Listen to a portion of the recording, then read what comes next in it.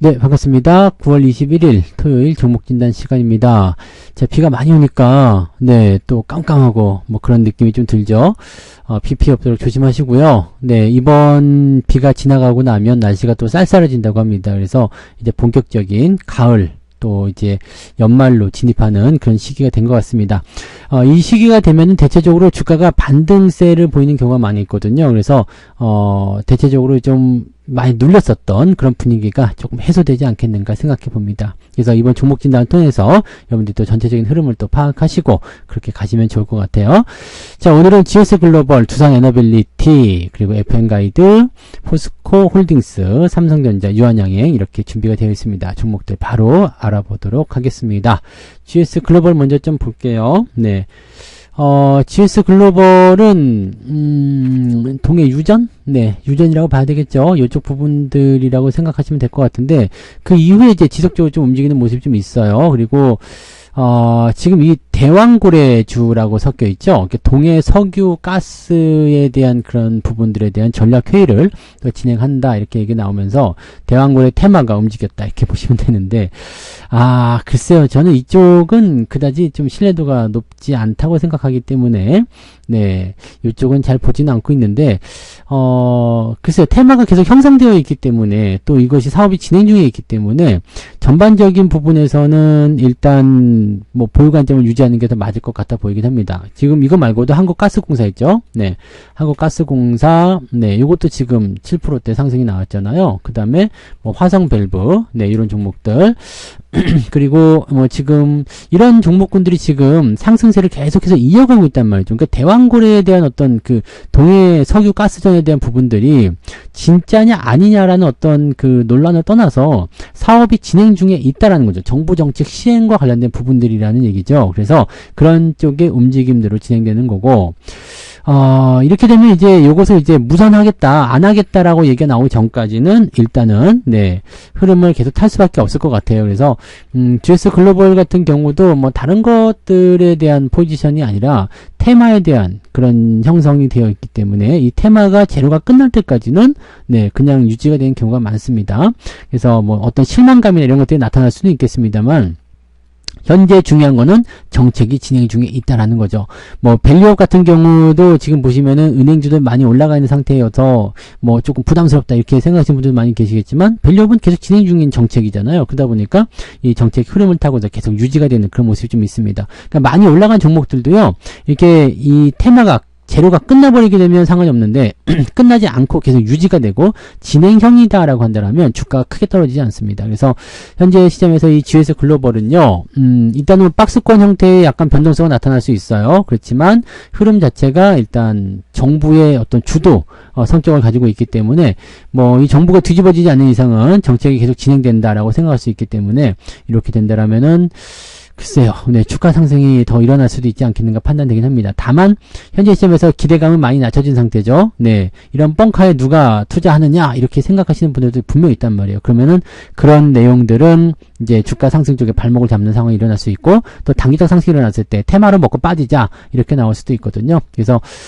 사실 기업 가치를 보고 투자하는 게 맞는데 그런 게 아니라 테마성 움직임이 형성이 되어 있기 때문에 현재 주가 올라간 상황입니다. 근데 기업 가치적인 측면에서 봤을 경우에는 주가가 지금 올라가기가 조금 애매한 구간이죠. GS 글로벌 같은 경우는. 근데 이제 이런 테마 때문에 주가 상승한 거니까 항상 경계심을 가지고 대응하시는 게 맞습니다. 저는 이 종목에 대해서는 매수 의견을 따로 드리고 싶지는 않은데, 가지고 계신 분들의 입장에서는 조금 더 들고 가시는 것도 괜찮은 것 같다 판단 듭니다. 대신에 주가 변동성, 뭐 4,000원 아래쪽으로 떨어질 수 있는 변동성은 나올 수 있고요. 지지선은 3,500원 정도까지 예상을 해볼 수가 있습니다. 그래서 그런 부분들 체크하고 가시면 좋을 것 같아요. 네. 자, 그다음 두산 에너빌리티 볼게요. 체코 원전과 관련해가지고 들썩들썩 하는 모습이 좀 있었단 말이죠. 그런데 왜 그러고 마는 것일까? 라는 생각이지. 네. 탈원전에 대한 부분들이 이제 지난 정부부터 있었던 부분이지만, 현재로서 이제 전력 수요에 대한 부담감이 생기죠. 이 전력 수요에 대한 부담감이 가장 중요했던 게 뭐였냐면, AI 관련한 그런 내용 때문일 거라 생각합니다. 그리고 지금 보면 이제 그 에너지 쪽 부분에서 지금 우크라이나하고 러시아 계속 전쟁이 일어나는 부분 좀 있죠. 중동적인 불안감 뭐 등등 여러 가지 부분들이 좀 있기도 하고, 또 AI 쪽 데이터 센터가 전력을 많이 소비한다. 이런 부분이 있어서 원전이 없으면 이게 어떻게 가능하겠느냐, 어떻게 감당하겠느냐라는 식으로 얘기가 나온 거죠. 그래서 이제 이 원전 관련한 부분들이 전 세계적으로 다시 이것을 진행하는 모습이 진행되고 있습니다. 대표적으로 이제 그 유럽 국가에서 탈원전을 진행하고 있었던 모습에서 다시 친원전으로 돌아서고 있다라고 되어 있고, 뭐 미국, 중동, 아시아 뭐 이런 등등 여러 지역에서 원전 건설 프로젝트들이 나오고 있습니다. 그에 따라서 우리나라 같은 원전 기술력이 나쁘지 않잖아요. 그래서 이번에 뭐 체코 쪽에서 나오는 뭐 MOU 뭐 이런 것들도 나올 수 있겠습니다만, 전반적으로 보면은 이제 이 원전 건설에서의 뭔가 수주를 올릴 수 있는 가능성이 좀 있어집니다. 그래서 그런 기대감을 좀 가지고 있는 부분인 것 같고, 그래서 뭐 관련 주주가 이제 두산 에너빌리티가 있을 거고요. 뭐 한전기술, 뭐 그다음에 한전 KPS 등등이 있는데, 원전 관련 주들이 대부분 다 내렸어요. 네, 주가가. 왜냐면 기대감이 있는데 체코 원전에 대해서도 굳히게 들어간 상태다라고 되어 있고, 지금 이 부분들이 막 진행 중인 모습들인데, 그럼에도 불구하고 조금 애매하게 돼 있죠. 네, 물론 이제 최종적인 어떤 그런 부분들이 아직까지 결정된 건 아닙니다만, 기대감이 있는 상태에서는 보통 주가가 오르는 게 맞는데, 이런 부분들이 조금 뒤섞여서 이제 주가 떨어졌다는 얘기가 좀 나올 수 있습니다. 지금 상태에서는 일단 가능성에 대한 부분들이 높아지고 있다라는 얘기가 있는 거고, 실질적으로 이런 부분들은 이제 아까도 말씀드렸지만 진행형인 재료에 대해서는요, 주가가 단기적 변동은 나타날 수 있지만 다시 재차 반등할 가능성이 높습니다. 그래서 두산 에너빌리티나 또는 뭐 KPS 또는 뭐 한전기술 뭐 등등의 이런 종목군들이 낙폭을 좀 키웠지만 다시 반등할 수 있는 가능성이 있겠습니다. 그래서 원전 관련한 부분에서의 기대감을 좀 가지고 계신 분들은 조금 더 보시는 것도 나쁘지 않아 보여요. 그리고 보성파워텍이나 이런 쪽 요거는 이제 단계 올라갔기 때문에 단기적 조정을 받아야 돼요. 보성파워텍이나 뭐 대봉LS 이런 것들 있죠. 이런 것도 이제 조정에 대한 가능성이 좀 있죠. 그러니까 이렇게 올라가 있는 중소형 종목군들은 좀 내려갈 수 있는 반면에 약간 덩치가 있는 종목군들은 아직 올라온 게 없거든요. 그래서 두산 에너빌리티나 뭐 KPS 뭐 한전기술 이런 것들은 오히려 주가가 이제 내려간 상태가 있기 때문에 반등 포인트가 연결될 가능성이 좀 높습니다. 그래서 이쪽 부분들은 조금 더 긍정적으로 보셔도 괜찮을 것 같아요. 다만 막 이런 종목들은 크게 튄다거나 그런 형태의 느낌들은 아니기 때문에 포지션 잘 체크하셔가지고 진행하시면 좋을 것 같고요.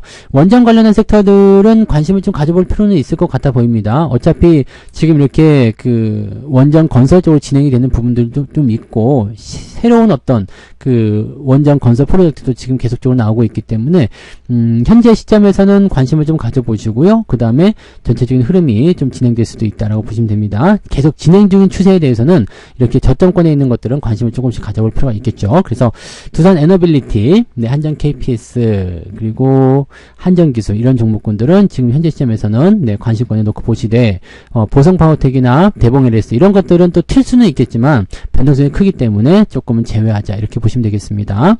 그래서 두산 에너빌리티는 지금 17,000원 정도 지지선 보시면서 진행하시면 될 것 같아요. 크게 문제될 건 없어 보입니다. 그래서 요즘 이런 부분들 매수 포인트 나쁘지 않아 보이고요. 가져오신 분들은 홀딩 그대로 보셔도 별 문제는 없어 보입니다. 그렇게 생각하시면 되겠습니다. 자, 그 다음에 FN 가이드 볼게요. FN 가이드. 전혀 이거는 관심이 없었던 종목이었는데, 주가가 최근에 급등을 해버립니다. 이거는 그냥 기업 분석하는 그 제공하는 업체거든요. 그래서, 그냥 그렇다 정도였는데, 갑자기 급등세 보였어요. 그냥 그저 그런 종목이었어요. 근데 지금 최근에 주가가, 많이 올랐죠. 이게 뭐 5,000원대부터 시작해가지고요. 지금 2만원, 400% 정도 올라간 거니까, 지금 2,500억이면은, 5, 4, 20, 한 500억, 600억 정도밖에 안 되던 기업이에요, 시총이. 근데 그게 이렇게 팍 튀어 올라갔던 기업이 돼버린 건데, 자, 이렇게까지 올라가는 것은 뭔가 대단한 이슈가 있어야 되는데, FN 가이드가 기업 분석하면서 돈 버는 업체인데, 뭔가 대단한 이슈가 있을 리가 없죠. 기업 분석하는데 뭐 특별하게 대단한 건 아니잖아요. 그런데 이게 올라간 이유가 있습니다. 뭐냐면 경영권 분쟁. 경영권 분쟁, 이게 나오게 되면은요, 주가가 미친 듯이 올라갑니다. 왜냐면, 자, 경영권 분쟁이라는 것은 이 회사의 경영권을 가지기 위한 사람들 간의 싸움이에요.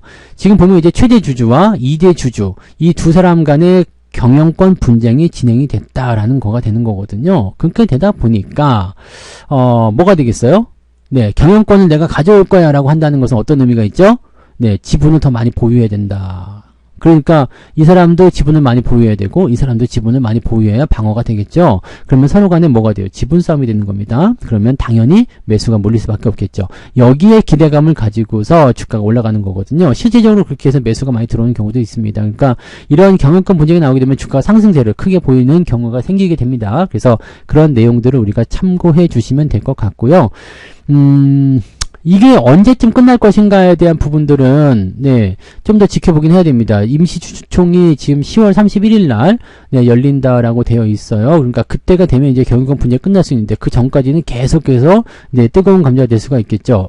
물론 지금은 이제 빨간 딱지, 네, 투자 경고 예정이 붙어서 빨간 딱지가 들어가 있는 상태라서 주가 변동성이 있을 수 있겠습니다만 일정 가격대 아래로는 떨어지지 않을 것 같아요. 왜냐면 계속해서 매수를 하겠다라는 어떤 이슈가 있을 수 있기 때문에 경영권 분쟁에서의 어떤 그런 부분들이 정리가 되지 않는 이상은 주가 떨어지지 않는 경우가 많죠. 오히려 더 올라가 버릴 수도 있습니다. 그래서 지금 시점에서 따라 들어가는 것은 상당히 리스크합니다. 왜냐면 변화가 어떻게 할지 몰라요. 어느 날 갑자기 그냥 분쟁 끝 해버리면은 그냥 주가 폭락이거든요. 그러니까 이런 상황들이 나타나게 되면은 안 되는 상황이기 때문에 매수 들어가기 좀 어렵겠지만 가지고 계신 분들 입장에서는 이 상승을 즐길 필요가 있겠죠. 그래서 지금 시점에서 본다면 이제 상한가 마감이 된 상태라서 가격대를 조금 더 올려잡아서 지지선 보셔도 됩니다. 지금으로서는 2만원 이상까지도 그냥 계속 보셔도 될 것 같고 변동성이 좀 크게 나타날 수 있기 때문에 뭐 2만원 아래쪽 16,000, 17,000까지 지지가 나올 수 있겠습니다만 지금으로서는 우리가 장기적으로 보는 게 아닙니다. 단기적 관점에서 대응 포인트를 보고 매도 포인트를 찾아가는 게 굉장히 중요합니다. 그래서 지금 현재로서는 2만원 정도 이탈하게 되면 매도로 그냥 나와서 네, 차익실현 들어가는 게 유리할 것 같아 보이고요. 2만원 위쪽에서는 일단 좀 더 지켜보는 게 중요할 것 같아요. 그래서 지금 계속적으로 이제 매수 지분에 대한 포인트가 일어나고 있기 때문에 이렇게 매수세가 계속 들어오게 되면 주가 상승할 가능성이 굉장히 높죠. 그러니까 그런 쪽으로 접근을 해보시면 될 것 같습니다.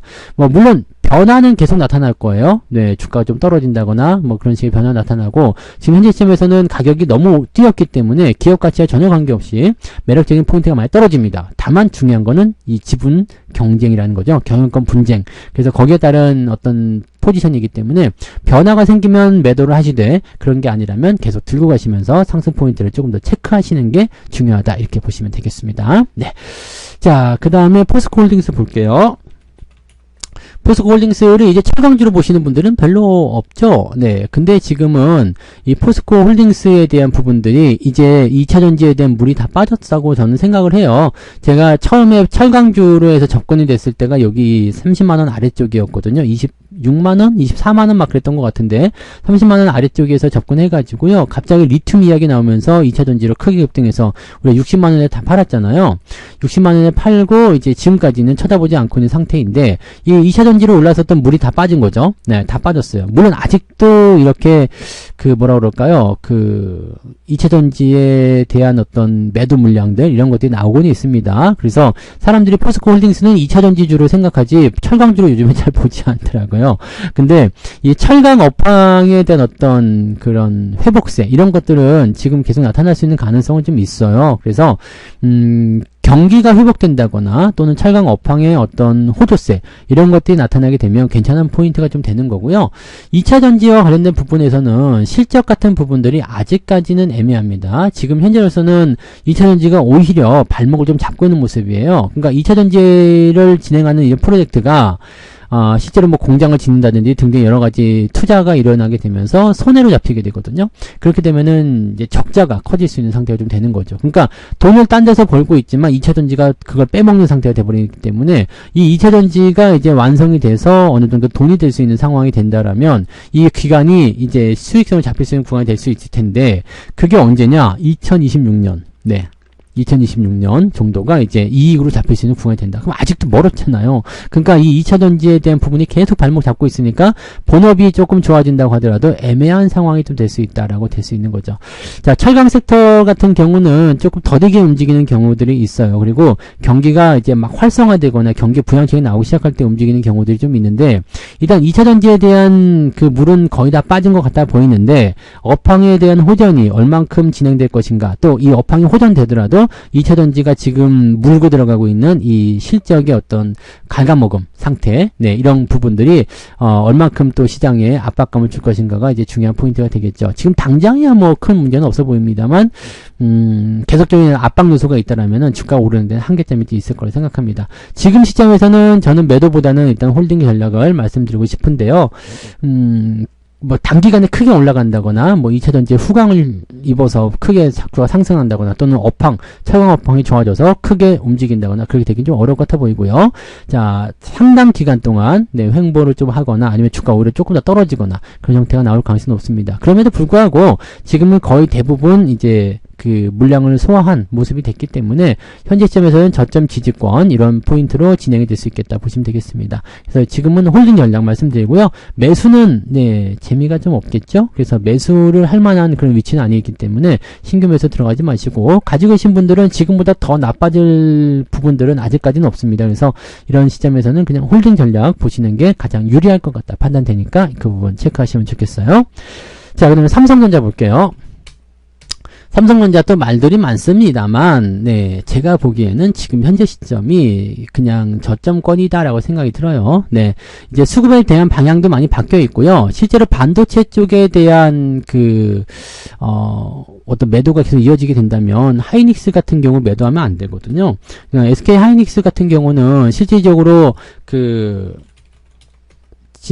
어제 매수가 좀 들어온 모습 좀 있었단 말이죠. 그러니까, 실제로 이제 외국인들의 어떤 그 수급 동향도 조금 갈라지는 그런 모습이 좀 있단 말이죠. 그리고 이런 모습이 지게 되면 반도체가 완전히 나쁘다면 하이닉스도 빠져야 돼요. 하이닉스가 더 많이 빠져야 되는 상황인데 그런 게 아니죠.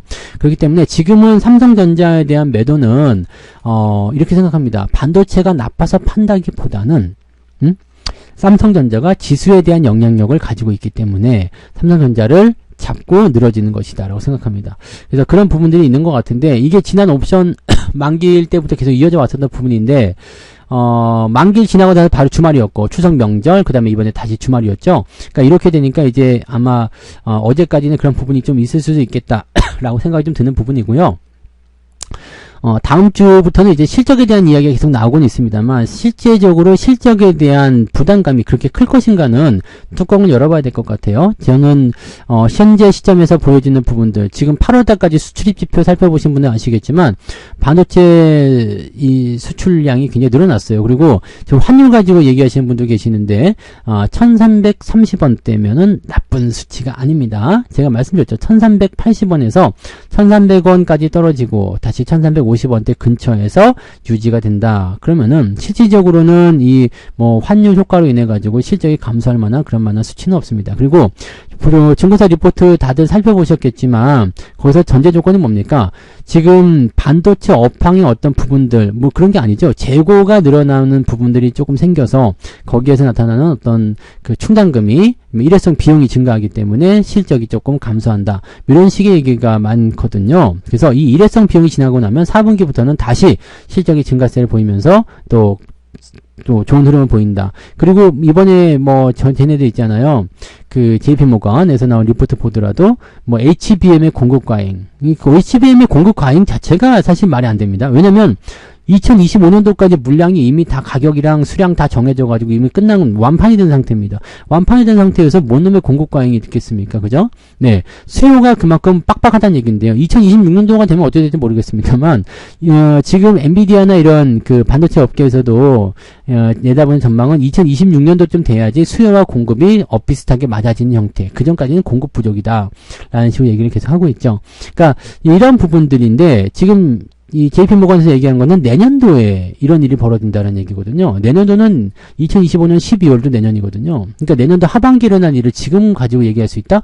이거 애매한 겁니다. 그래서 뭔가 의도적인 부분이 좀 있었을 거라 분명히 생각하고요. 지금은 누가 보더라도 과매도 국면이잖아요. 과매도 국면 들어왔기 때문에 일단 기술적 반등이라도 무조건 나타나줘야 되는 구간입니다. 그래서 지금 자리를 저점으로 잡을 가능성이 굉장히 높다 판단되고요. 반등 포인트는 이번에 치고 올라가게 되면 7만원에서 75,000원 구간까지는 반등이 나올 수 있을 거라 생각합니다. 7만원 넘기면서 다시 분위기가 달아오를 수도 있겠습니다만 75,000원대 넘어가면서 이 매물대가 또 존재하기 때문에 현재 시점에서는 단기적으로 들어온 사람들의 차익 매도, 지금 기관들도 들어오고 있잖아요.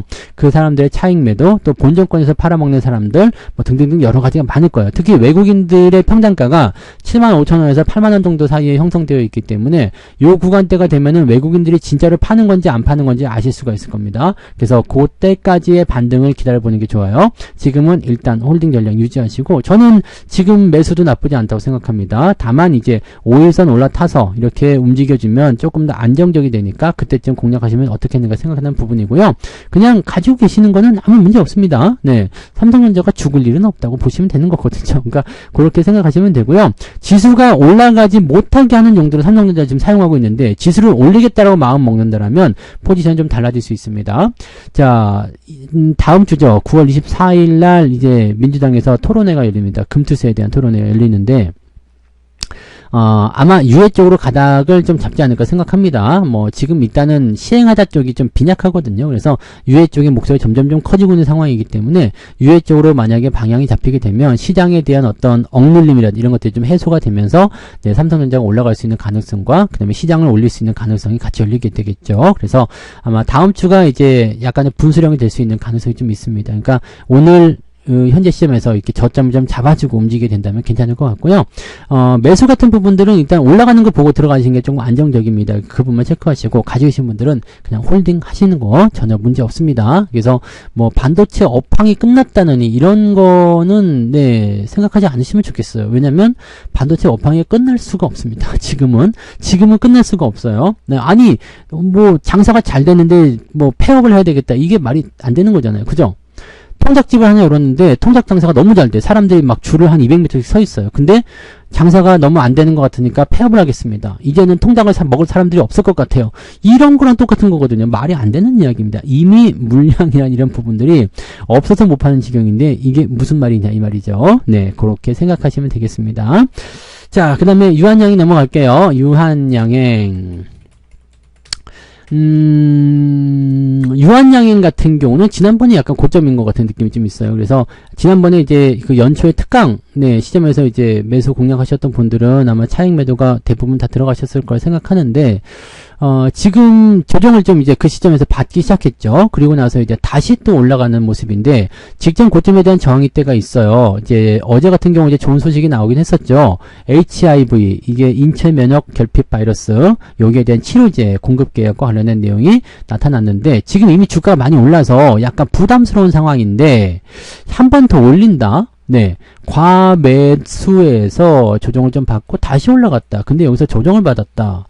약간 애매한 구간이 좀 있습니다. 네, 물론 이제 이렇게 실적이 계속 증가한다거나 등등의 내용들은 좋은 소식일 수 있어요. 근데 주가가 이미 많이 올라온 상태에서 네, 많이 올라온 상태에서 또 올라간다라는 것은 아무래도 이제 뭐 실적이나 뭐 이런 어떤 그 뭐라 그럴까요?